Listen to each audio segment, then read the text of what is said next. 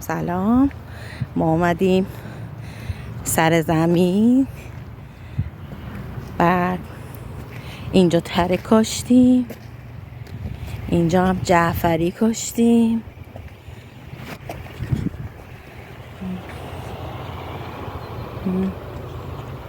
بهار داده. اون قسمت شیویده، کنجدا هنوز بزرگ نشده.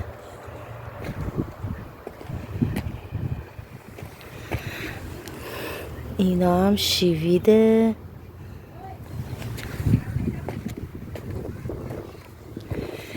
اینم خیارایی که اون دفعه کاشتیم.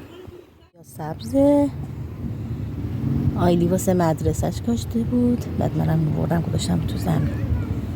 یکی اینه، یکی هم اونه. زمین همسایه باقالا.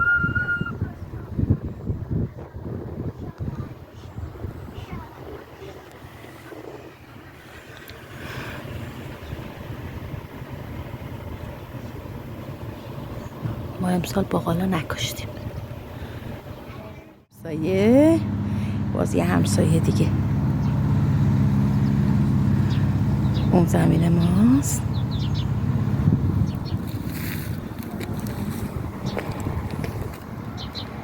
داشتم میافتاد. چه شقایقای خوبی در آورده.